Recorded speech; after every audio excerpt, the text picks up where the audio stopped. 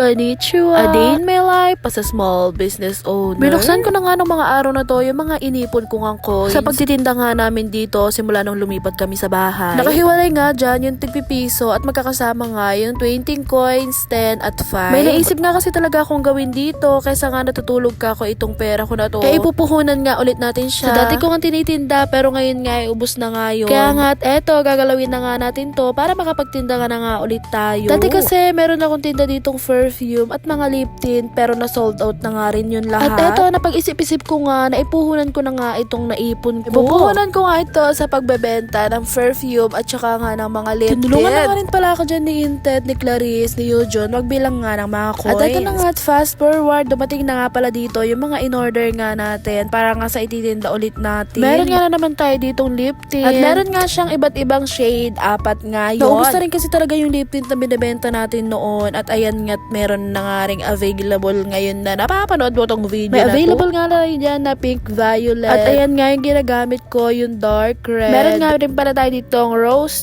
red. And yung last nga is red lang. Kung napapansin nyo nga, marami yung red. Yan din kasi talaga yung mabili sa amin. At ayan yung lip tint na yan, mabibili mo nga rin sa murang halaga. 40 pesos nga lang din yan. Dito lang sa amin yan. Available everyday. Open. Shoutout nga kay Clarice at kay Aiza. Tinulungan nga nila ako dyan mag-ayos na mga ititinda nga natin lip tint. Bukod nga sa lip tint, ayan nga rin yung binili natin, yung mga perfume, mababango yan mga be. At ito na nga yung lip tint natin, hindi pa nga rin siya tapos kasi isi-seal pa nga yan. O taray, naka-seal yung lip tint nyo pag binili nyo be. May maganda pa nga rin siyang lalagyan, hindi pa nga rin yan finish. Ito nga mga babango, perfect na perfect nga yan sa pang-gift nga sa Christmas. Dagdagan mo na nga rin ng lip tint. Murang-mura nga lang din yan, 120 pesos nga lang din. Babango ka na, matagal nga rin niya maalis sa damit. So fair bango niyan, che. Meron nga rin pala kami dyan pang babae at pang lalaki. Bukod nga sa perfume at lip and cheek tint, meron nga rin pala kami ditong pabango and clam. Yung mga yan ay 5 to 15 pesos nga lang din, makakabili ka na nga dahil rin. May sumobra nga rin pala sa inipon ko, eto nga't binili na nga rin namin ng tent na gagamitin nga rin namin sa pagtitinda nga kung saan. Katulad na nga rin na magagamit nga rin ito namin sa cemetery pag nagtinda nga kami sa November 1. Hanapin nyo na nga rin kami doon at magtitinda nga kami. Na-open na nga rin pala namin dito yung box at magre-ribbon cutting na kami. Ribbon cutting!